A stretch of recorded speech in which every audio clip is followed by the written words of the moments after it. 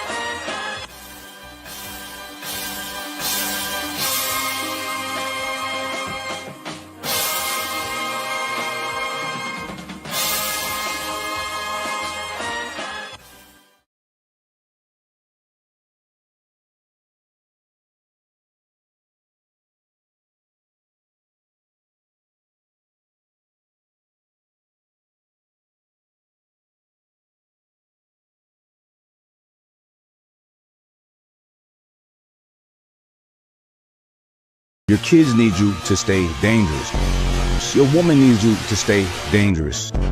Your little brother, your little sister, your parents. Society needs men to stay dangerous. You're just a victim waiting to happen. And that's not what the superior man is about. If you stay dangerous, that's not happening to you. It's not happening to your people. We all owe it to ourselves and to our loved ones to stay formidable. Dangerous is just that, it's dangerous. You want to just tuck that away and you have that just in case. Because when you don't have that and you don't have the capacity for violence, you're not willing to do what's necessary or to hurt somebody that's trying to hurt you. We're not victims, never have, never will be. And if you have even more of a sense of urgency to become dangerous.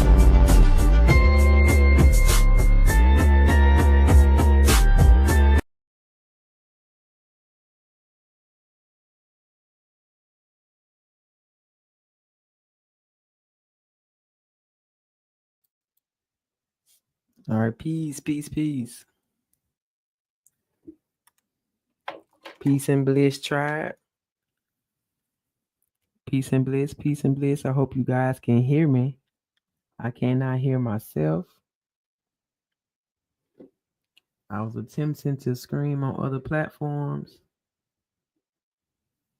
but it's over here having technical difficulties. Today's topic is going to be about the corpus callosum. I know y'all have heard many stories about Santa Claus, about Christmas, and about what it really means, what it doesn't mean, but hell, who knows? But I was watching Rod Hayes about a year ago on this show, and they were talking about the Claustrum. And it was about a 4-hour video, but I only took about a few minutes out of that to show y'all. If y'all hear the fireworks in the background, I guess it's that time. I guess, who knows? I don't even know what day it is half the time, let alone what time it is, let alone celebrate these man-made things. We all know the new year is in April, when spring has sprung and everything is new and fresh.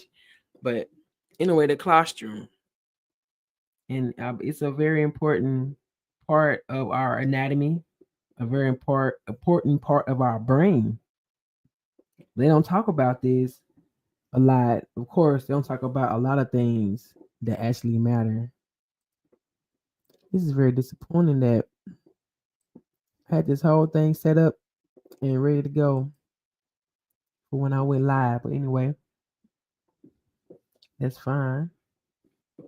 Let's talk about what the corpus callosum is, and I'm going to show a few minutes of that video I was talking about Rod Hayes.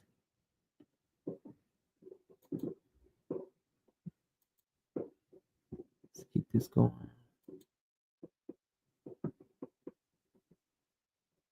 All right. Corpus callosum. Bring this over here.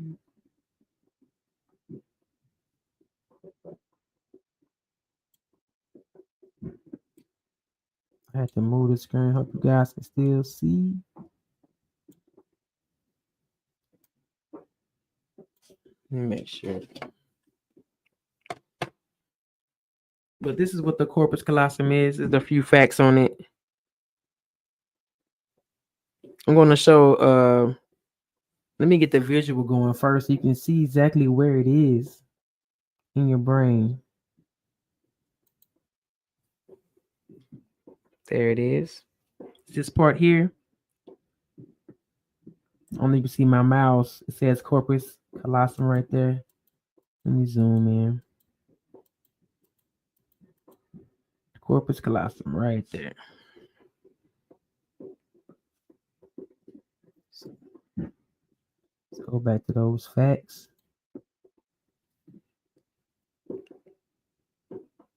But it's a thick bundle of nerve fibers that connects the brain's left and right hemisphere.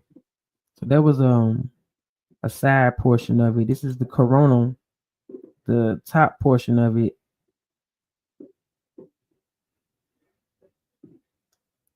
It connects the left and right hemisphere of the brain. It kind of looks like an X.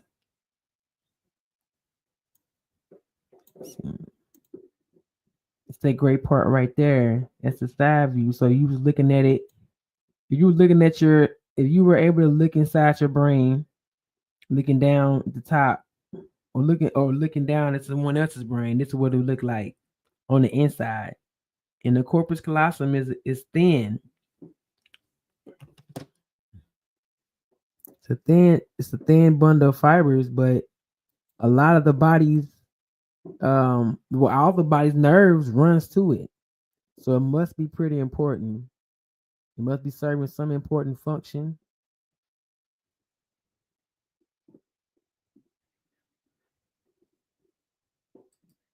Let's see.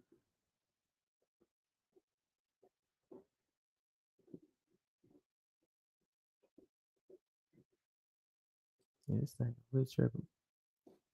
Back over here. Sorry about that. This thing still trying to give me the blues. Let me run that video from Rod talking about the claustrum. Now that we see what the corpus callosum is, we see where it's located. So just keep that in mind as Rod talks about it. Who wants a shot at this first off the top before I get in it? So if you notice that this word claustrum is similar to the first suckle of the baby from the mother's teat called the colostrum. The colostrum, yes. Teach, holy shit, yes.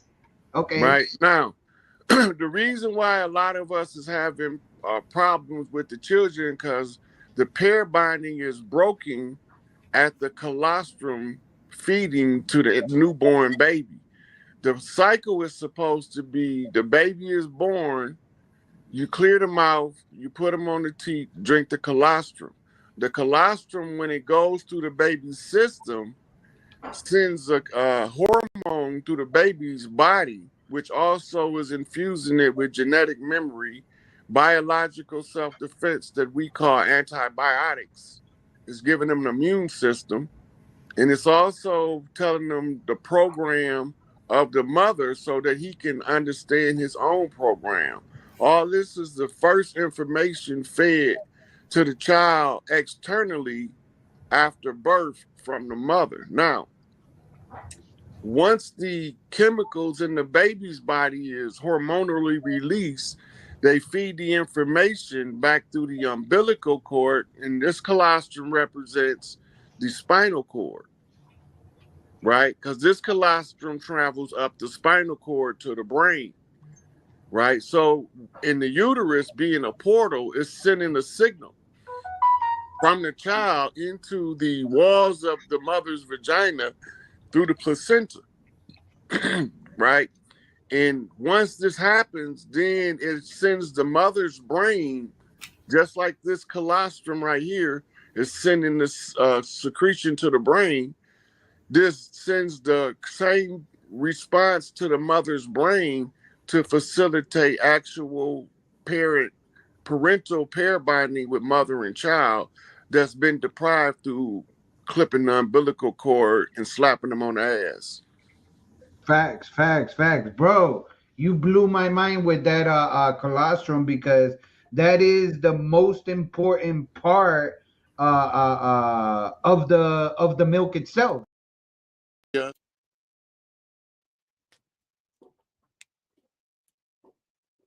Here's another part called the reticular formation. Mm-hmm. It's here that your consciousness enters the body. It's also known as the black dot because it's heavily concentrated with melanin.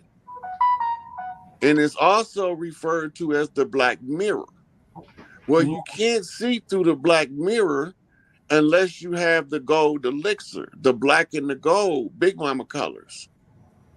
Right. The gold elixir rushes over the nerve ganglia and it flips on the pineal gland, which is a light bulb on the inner side of the brain in the upper right hemisphere, where it absorbs the information coming in from Big Mama on something called an anterior gyrus.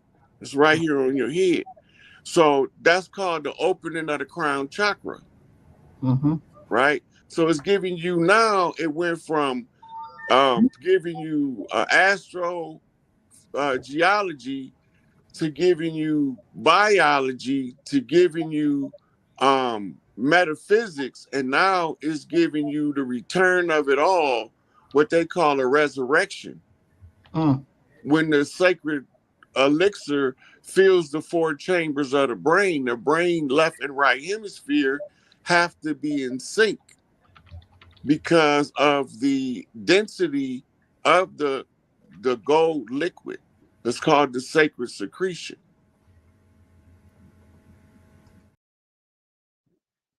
All right. The sacred secretion. That's exactly what it's called.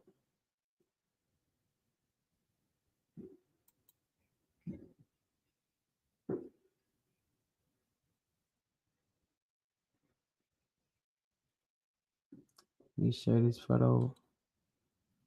There it is. I want to read over what's in that white box here. And I don't know if it's hard for you guys to see it or not. Try to move it over. But the sacred secretion, right, where it says number 1 at the very top of your head, your crown. And then it says the pineal gland is Joseph is the pineal gland. It secretes the milk.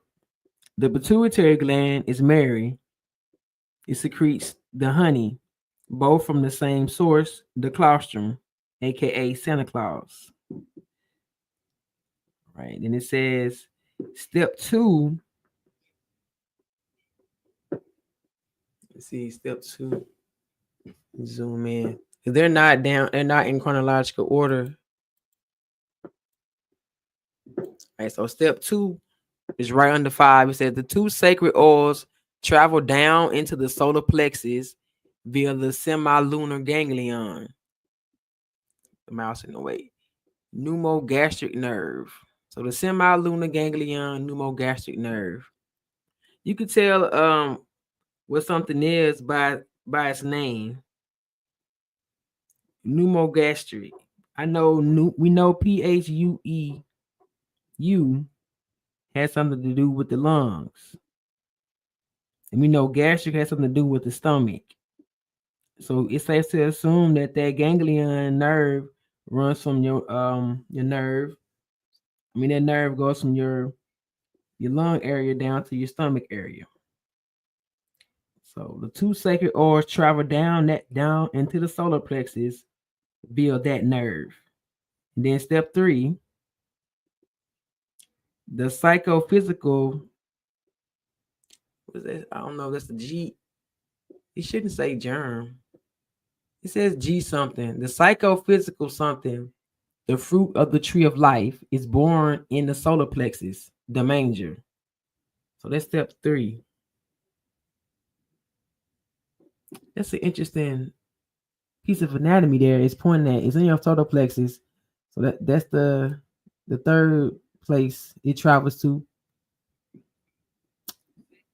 The ida, the red, and the pingala, the blue, are 2 nerve fluids at the crossing of the medulla oblongata. The crucifixion takes place where it rests for 2.5 days. Okay, so this is where it's talking about the path of your cerebrospinal fluid and how it travels.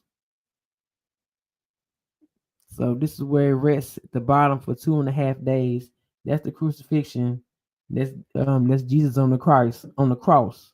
Excuse me, because you are the Christ. We are the Christ. So this is what's going on in our bodies.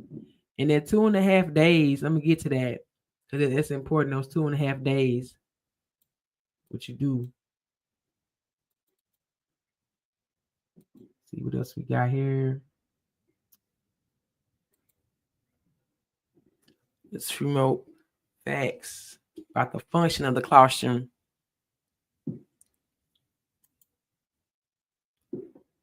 It's said to take on the appearance of a leaf with 2 segments.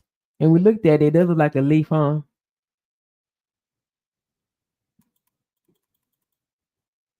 the left and right hemisphere is on both sides.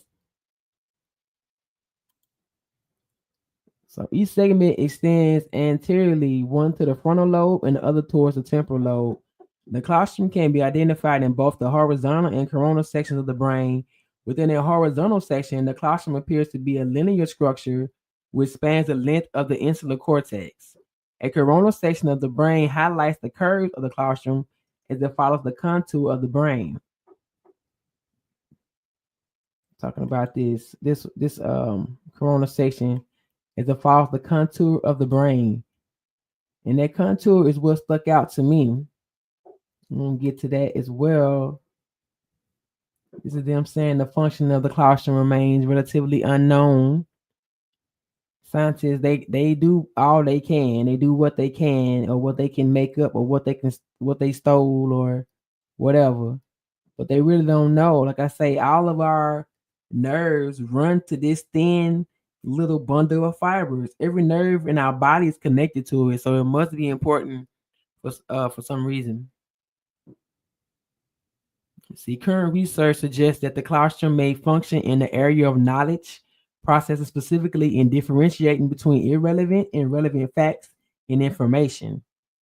Due to its multiple neural connections, the claustrum is also thought to play a role in synchronizing perceptual, cognitive, and motor processes. Its multiple neural connections.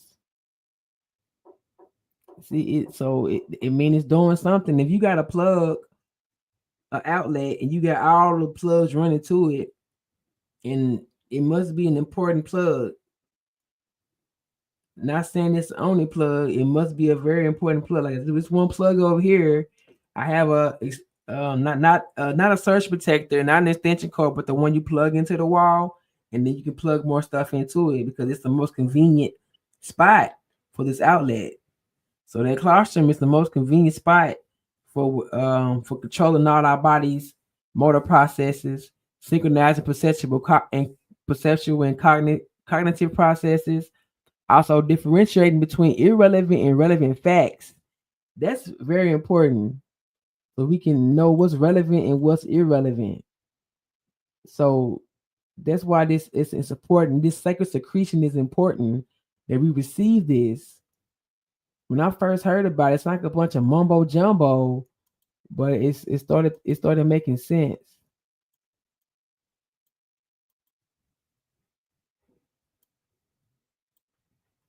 Let me show you guys this.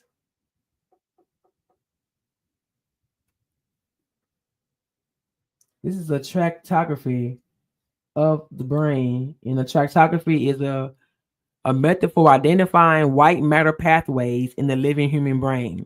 These pathways form the substrate for information transfer between remote brain regions and are therefore central to our understanding of function in both the normal and diseased brain. So this is just MRI of the brain. I'm gonna tell you why I think it's fascinating once the little video shows. And thank you all for being in attendance. I really appreciate it. This is like my second live, but I managed to be on here doing other stuff. But I want to introduce myself intellectually first before I just be showing y'all my other stuff. So pay attention to this. This is your corpus callosum. This is the coronal view. I'm gonna play it one more time and see if you catch what I caught when I first saw it before I tell you what I saw. Let me run it back. Again, much gratitude for being here.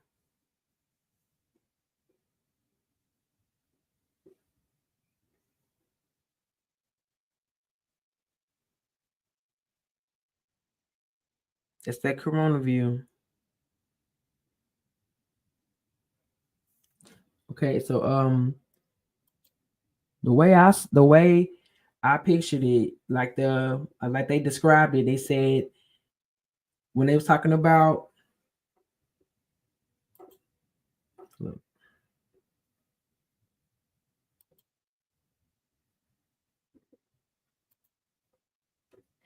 this part, I think this is the one that said it. No, it was the other one. I'm sorry.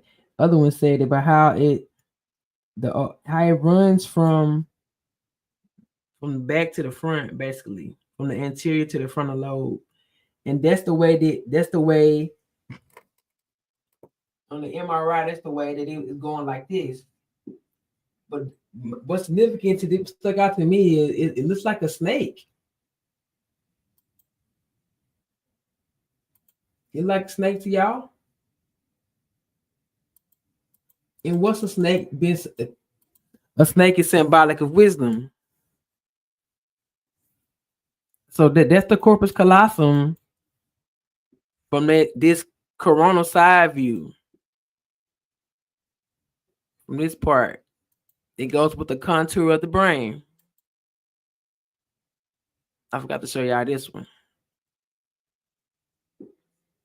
Look at it, it's interesting. This is an actual brain, by the way. That is interesting. But this is the corpus callosum here.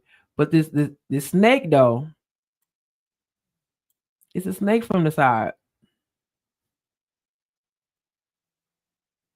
So if the sacred secretion this is going on for our claustrum, when our cerebral spinal fluid travels, makes this journey from the crown of our head down to our solar plexus, down the chill down here, and our ida and pingala, the two nerve fluids, where these two nerves cross at. That's the crucifixion. That's where the oil sits at. And then it got to come back up. And that part where it comes back up is where's important at. Let's see.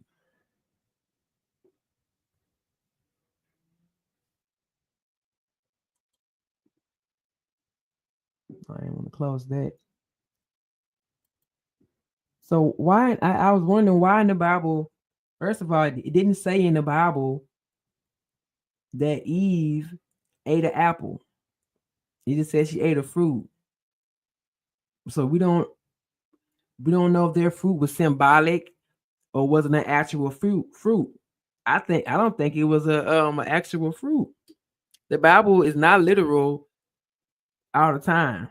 And so for something not to be literal all the time, I don't think it's illiteral anytime. You can't be sometimey with the information. You know what I'm saying? So that part about her eating the apple, I don't think it was an actual apple. And I don't think she was talking to an actual fucking snake. I think it was this shit here. She received her knowledge. She got her Christos. She received her knowledge, her wisdom. And that's what a snake is.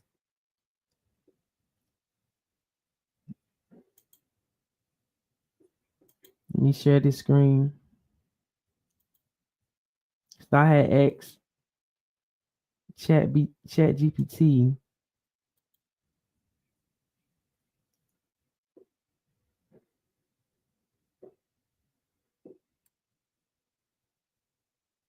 Okay, I asked, does the Bible mention specifically eating an apple from the tree? And it says no, it does not. The type of fruit is never specified. The association of forbidden fruit comes from later interpretations and artistic depictions. So we know that art, they didn't have TikTok, they didn't have the 10 o'clock news. They had artists that painted pictures. They had authors that wrote books. And people believe what they read in those books. People believe those paintings. They believe whatever Picasso painted, it had to have happened because Picasso spent so much time on it. And then they place so much value on these paintings. And they be ugly. Mona Lisa is an ugly ass painting, but they put so much value on it. This shit is crazy. That's a whole nother live right there. But yeah, it comes from artist interpretation. The Latin word malum can mean both apple and evil. which may have influenced this association in Western tradition. Okay.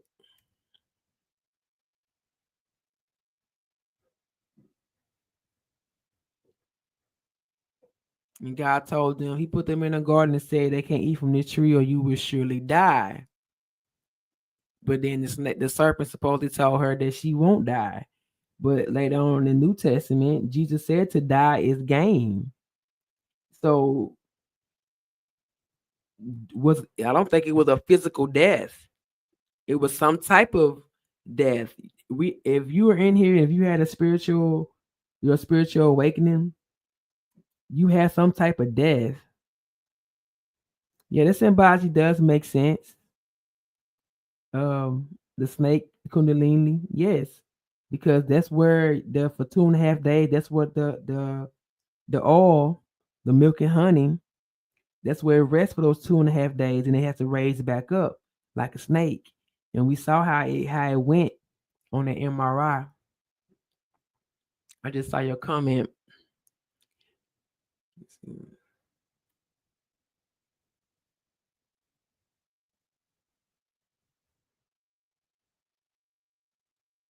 Then I said, hypothetically, if Eve eating the fruit was only symbolic, what would be the symbolism using a serpent to depict Satan or whomever offered Eve the fruit? Skip down. It offers so many symbolisms about what the serpent could mean: temptation and deception, rebellion, the knowledge and awareness. The serpent duality, the serpent as a catalyst for free will that God didn't want them to have. So was her awakening spontaneous or what triggered it? Yeah, that's a good question. Like, how long was she talking to that snake? How long was she conversing with herself? How long did it take for her to receive her Christos? How long did it take for her anointing oil to come for it to be how long did it take for her third eye to open? Basically, what was she doing? Like, what happened? She was sitting up. She probably was by a tree. I've had my best conversations by a tree. So who knows? If it was fun. I remember I was going through something and then my third eye had to open. It was forced open. So who knows what she was going through under that tree and what she saw. Let's see.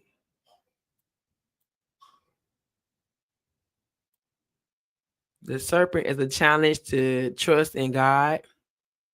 So this serpent, the symbolism of the serpent in this context of the Bible, the serpent is the bad guy. It symbolizes all this.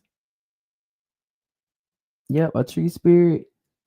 Yep, I know that these trees have been around for a long time. That's for sure. And one time I was thinking, like, man, it must sucks to be a tree, cause you can't go nowhere. And then Spirit told me, shit, these trees have roots that scratch. Who knows how far they go? Then they interconnect with other tree roots, so they can travel and see so much and share so much that they don't have to physically move, because their roots and their interconnectedness is what enables them to travel. Hold on one second, y'all. I apologize. My child has woken up. Let me tend to her real fast. If you guys have to leave, I understand. But I'm finna just see if I can lull her back to sleep.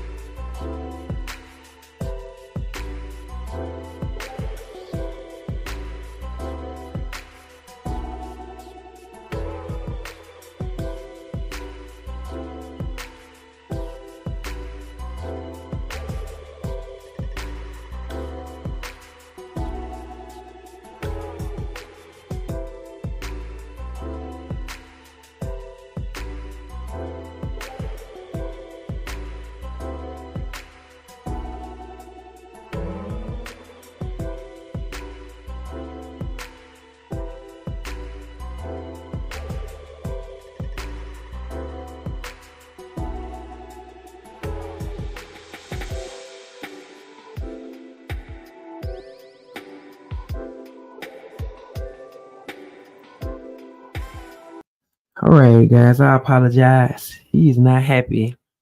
Usually she'll be asleep. I'm not sure if the fireworks. It most likely is the fireworks. So I appreciate y'all for still being here. Cause that's exactly what's pissing her off.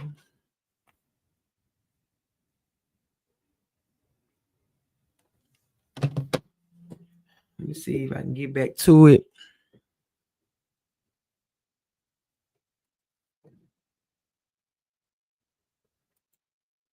Stop sharing that.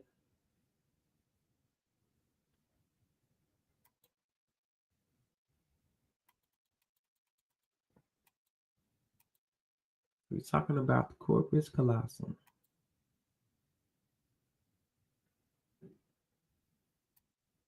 Yeah, I'm just fascinated with how it looks like a snake.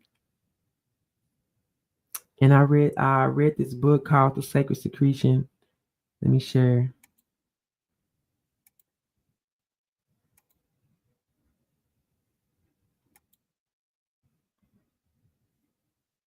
Let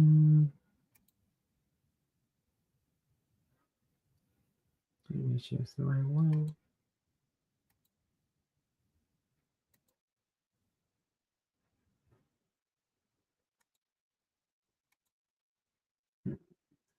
This book, The Science of the Sacred Secretion. It's a pretty short read, but it has some good information in there. And if you're like me, when you're reading something that you're not sure of the words, terminology, sure of whatever that person's talking about, you look into it more. So a short book, a short read turns into an even longer read because you're trying to make sure you have a good understanding. So me reading this book led to other things.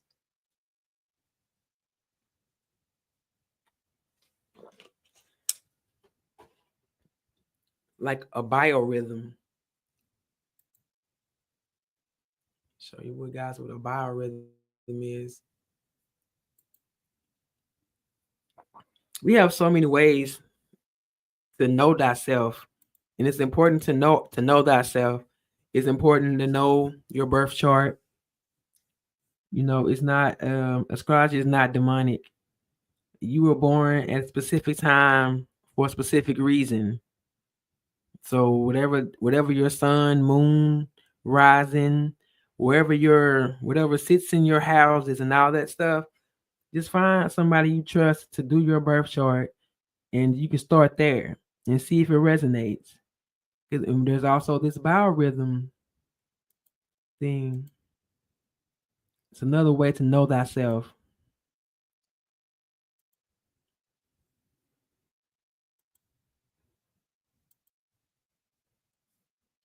Biorhythms.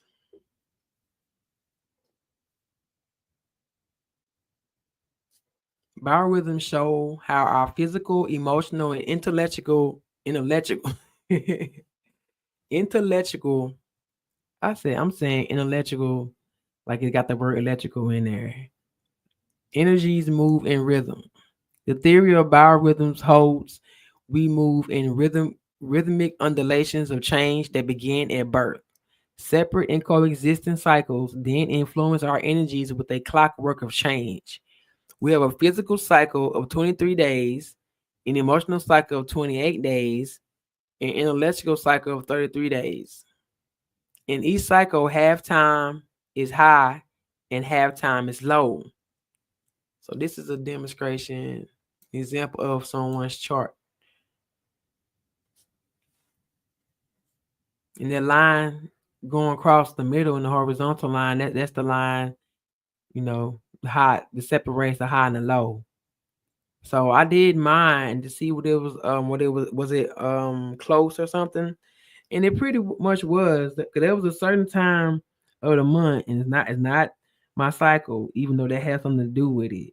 But I didn't have a cycle for a while. My cycle just came back because I was breastfeeding, so I didn't even have a cycle, so they didn't have anything to do with my mood when I was wondering what the hell was wrong with me. So, but looking at this biorhythm chart, and I was like, well, damn, my mood do seem to take a little dip around this time, and then around this time, I'm more happy to receive information and stuff like that. I'm more able to better to communicate. So it just depends. Sometimes you don't feel like talking. Sometimes you don't feel like learning anything. Sometimes you want to just lay around and rest.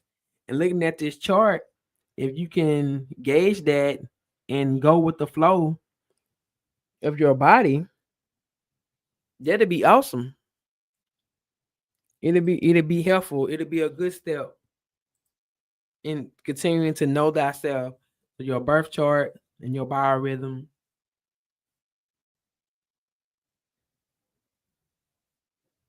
But that sacred secretion in that 2.5 days, why that's important.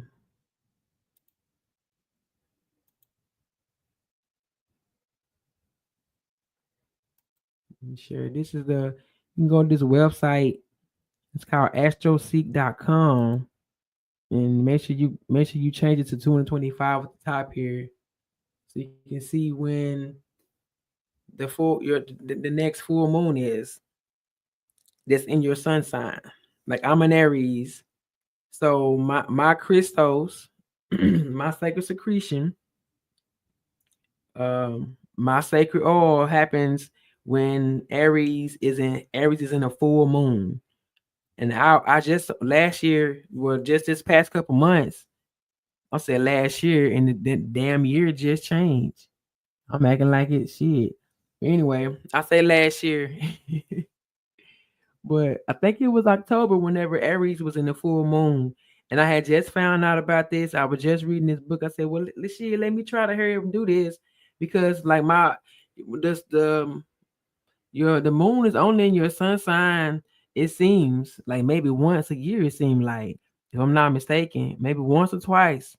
So it's important to prepare for it, because when when the moon stays in your sun sign for those 2.5 days, that's when they said, when the oil sits down there at the bottom at your sacral chakra area, your kundalini, when it's resting for those 2.5 days. So it's important for those 2.5 days when the moon is in your sun sign for you to fast, just chill, abstain from sexual activities. It's just for those 2.5 days. And even to prepare before that, even though I didn't do all that, I still got mine. But I'm just saying, you can do that if you want to. Everything doesn't have to be so technical. You can just go with your body. You can just go with the flow. Listen to yourself, your body, first of all, before you listen to anybody else. But this is just information for you to take and add it to your memory bank. And if it resonates with you, try it out. But astroseek.com, or just type in full moon chart and find out when the next full moon is, and see if you can get that shit popping. Get your kundalini rising. Because when it all come back up after those 2.5 days of you being sacred and set aside and purposely fasting and meditating those 2.5 days, when it all come back up, your milk and honey, your cerebral spinal fluid is going to be filled with potent energy that you received. And so when it comes back up, and when that snake, when it washes over, your pineal gland is going to leave some great deposits. I hope I explained it right. I think I was jumbling. I should have started this live earlier. Let's see. I'm not too sleepy though. I want to show this picture again.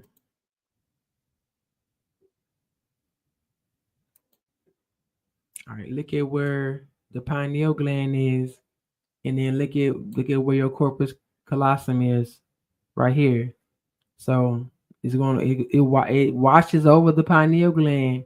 So all that goodness that was saving up for 2.5 days, when it raises back up, it washes over your pineal gland and activates it and deposits more goodness in there to you for you. It's wonderful. And it's like how all this stuff connected? How is this even possible for this shit to happen? How's our body in sync with the universe like this? In sync with the moon cycle, in sync with the sun. These things must be important in the sky. They must be. But we are connected because we are made of the basic fundamental elements. This here is talking about quarks and hadrons and stuff. I believe a quark is smaller than an atom.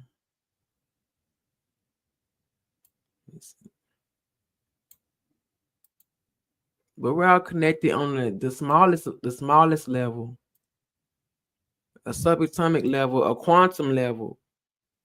And so the universe is made of these elements that's made of carbon, hydrogen, oxygen, nitrogen, all these things that's in the air, all these things that stars are made of, that planets are made of. That means we're all connected on a subatomic quantum level. We're all connected. And I don't know a lot about quantum physics, just the basics. I know about quantum entanglement. I know about quantum superposition. And my mind put that together as if I have an entanglement with an object, then I'm able to connect with that object and communicate with it somehow. It's gonna somehow I can have an effect on it, and vice versa. If I can connect with y'all seen, I talked about this before. Y'all seen Ant-Man Quantumania. Y'all seen how on that small level that people were still thriving down there. Those little organisms down there partying. They had lives. Hank's wife lived a fruitful life down there. She was down there thugging, living her best life, having relations and everything. So when we look at a organism under the microscope and we see his little flagella just flagging around, and we're thinking, oh, just poor little microbe, what a boring life you must have. Now we don't know what that microbe got popping. We don't know what it got going on. Just because it doesn't have the same corporeal form that we have, doesn't mean it's not living its best life. Doesn't mean it's not living life to the fullest. You know what I'm saying? So it's just fascinating how we're all connected, and we're all on the subatomic quantum level. We are all the same. We are one. But when you start adding layers to it, like you get a body, your body has certain characteristics, so you become depicted. You start getting grouped off. You either a mammal, reptile, amphibian, stuff like that. Then you get the humans. You get a skin color. So now your ethnicity. Okay, so now that's you. We're classified from the greatest level down to the most minute level. We're classified, and they did that as a way to separate us. They can classify us. They can put us in groups and categories, and say these characteristics of these people and these people, and then if you have undesirable characteristics, then you're not a good people. You're not a good person. But that's about it for the presentation for the Christos, for the sacred secretion. I just wanted people to know about this because it's some good shit. And I wanted people to know because let me show y'all before I end this. I want people to know because once I got my Christos, and for the longest time I've been I'm basically a loner besides me hanging out with my daughter, but she's 2, we can only do so much. But I don't hang out with people. I don't do much. I do meditate a lot because I ain't doing shit else. I might as well. I've been cleansing myself. I've been stopped eating meat because I just didn't like it. I wasn't trying to be better than nobody else. I just don't like meat no damn more. I stopped eating fast food. I worked at McDonald's a long time ago, and once I seen how that meat was coming in and how it wasn't meat, I didn't want it no more. So I stopped eating fast food a long time ago. So I'm saying all that to say I think that a lot of that contributed to my gifts. My gifts now. People think you do shit like this, they act like it's just the wind. You wouldn't know unless you tried it. Because it do look like I'm just waving my hands around and making this shit move with the wind. But when I tried it, I'm like, damn, it's not the wind. Because if it was the wind, it would move every time. But I'm talking about being on a quantum level with things. These objects are inanimate, but we still connected. They're made of the same elements that I'm made of. This is a thin that piece of foil paper, the one y'all see everybody use. This is the easiest one to start off with. But I mean, when you lifting weights, are you gonna start off with the 50-pound weight? You're gonna start off with the 5-pound weight. You know what I'm saying? People say they move something heavier. Bitch, move this first. And then this one's double foil paper. And this is a piece of a can, aluminum can. And we know aluminum is not magnetic. So I'm not using the magnet. In no fucking way. And it ain't the wind. I'm not gonna be sitting there playing with no goddamn wind, y'all. Trust. This is the thin piece first, right here.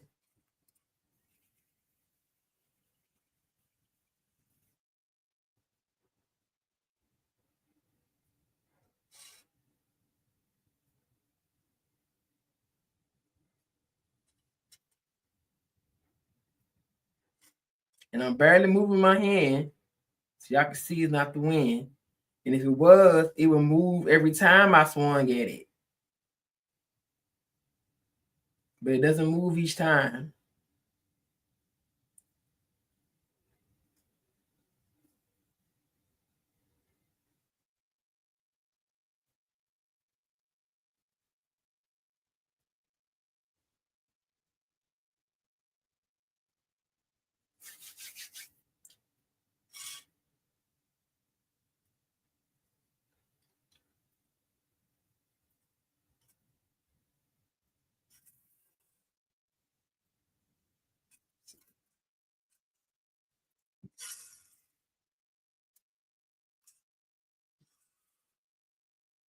And if it was the wind, it wouldn't turn when I make it turn.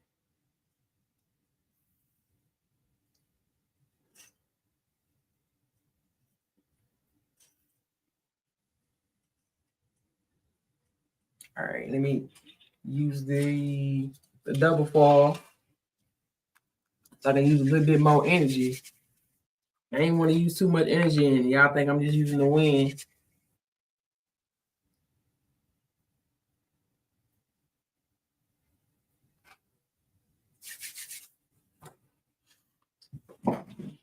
I bumped the table.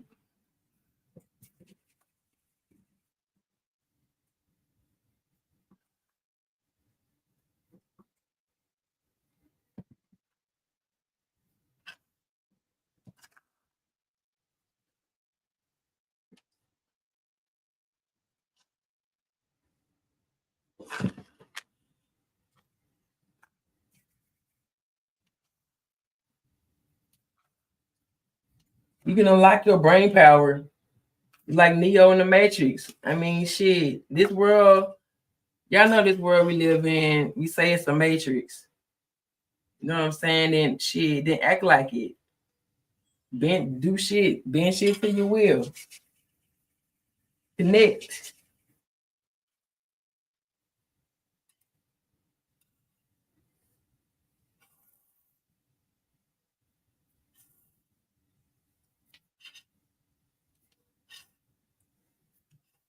It's being stubborn. Let me hurry up. Let me get another piece. Let me show y'all.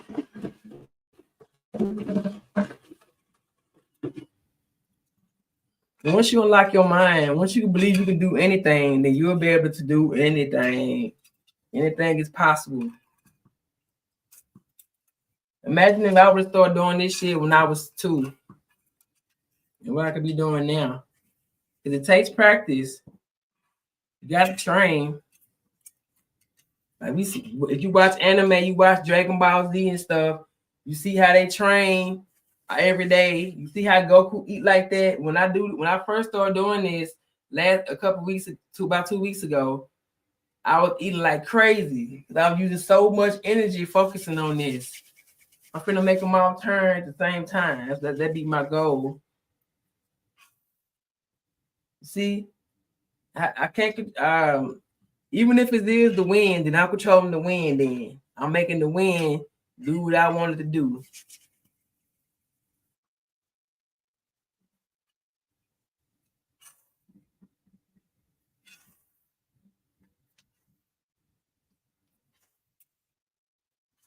And these are much harder to move than aluminum. You see it's not flapping all over the place like aluminum.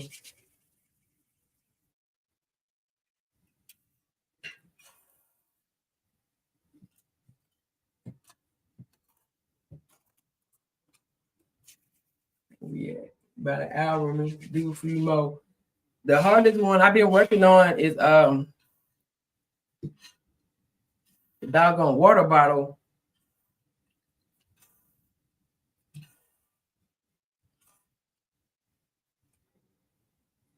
And trying to make it come back to me. Trying to pull it.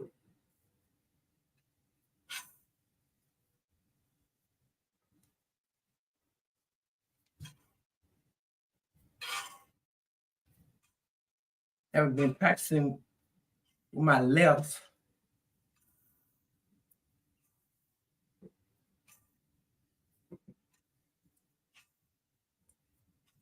Let me try this.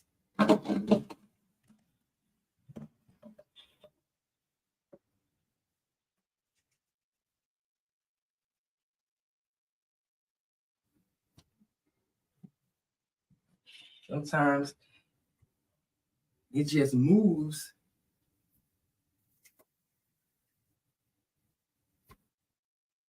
Let's see, I can get it to roll though.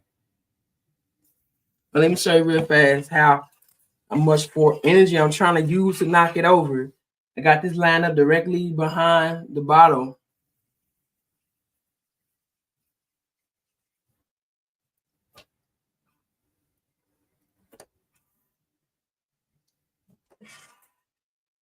See?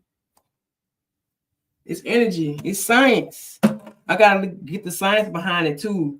Because the corpus callosum, that's science. It's also spiritual. But the actual science to convince people too that this shit works.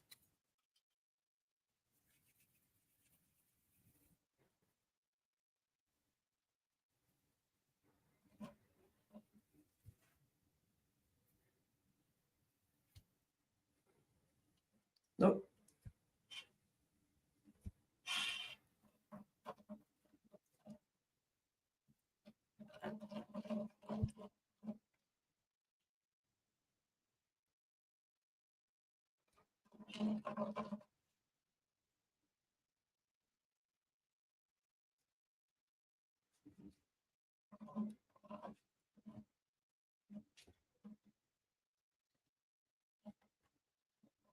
And it's not the wind. All I can do is just encourage y'all to try it. Get you a can, cut the can up, get some foil, and then work your way up. I've seen people levitate this. I've seen a young girl, she levitated it like this. I've seen people close the door. I've seen a girl, she did technokinesis, where she was changing the settings on her iPad. She was sitting behind her iPad and using her energy. She was changing the settings on her iPad. I'm like, damn. So when you watch people do this, it unlocks something in your brain. It gets that corpus callosum to going. It start creating new synapses and memory pathways. Because something inside of me woke up and unlocked when I seen these guys doing it on TikTok. And if you're afraid, you couldn't tell me that I would be on live doing this shit If somebody told me I'd be doing this shit a month ago, they told me this, I'll be laughing at them like, that shit ain't real. But look at my ass. It's funny how the person who be the biggest hater, like Saul in the Bible, was the biggest hater of Christianity, but became the biggest proponent of it. So here I am out here spreading the gospel of the Christ, which is you. You are the Christ. There's no fictional character. There was a man, Yeshua, they walked the earth, but there's no Jesus. No Jesus character coming to say there's no savior. There's a Christ consciousness, and it's for us all. And if you do want to believe something, and if you're a Christian, you know the Bible said that Jesus is our brother, right? Jesus, we are co-heirs with Christ, joint heirs. That means that we have the same privileges as our brother. God is our father. Why would our daddy not just do one for one child and not for us? Why couldn't we? Do we not have the same powers as Jesus? When Jesus said specifically, the same power that I use to raise Lazarus from the dead is in you. Is in you too. He said that I rose Lazarus from the dead. The same power I use to walk on water, the same power you use to change water into wine is in you. You are the Christ. Jesus never once said, y'all worship me. Build a church. Read this goddamn Bible. The Bible never mentioned the Bible. It talks about the word of God. And it talked about the word of God being hidden in your heart. So I love the Bible because it's light codes in there. Once you wake up and you get this Christos, your third eye opened up, period. Anyway, the Bible hit different. So read it and it's gonna open up to you. New shit gonna pop at you. Like, dang, I ain't never thought about that before. It's like they had to hide stuff in there because why would they mass produce the truth? The Bible is the number one selling book for a reason. They thinking this was something to control us, but it got flipped on their ass. It's shit in there for us. You know what I'm saying? It's like living in a damn parallel universe for real. At the same time, other people, they see one thing right side up and we upside down, seeing something totally different. But we occupying the same fucking space though. We are constantly entangled and shit. But I might come back on here later. Oh, by later, I mean when the sun rises. I appreciate you guys for sticking here. Oh, I got some comments. I apologize. I just be rambling. Let me see.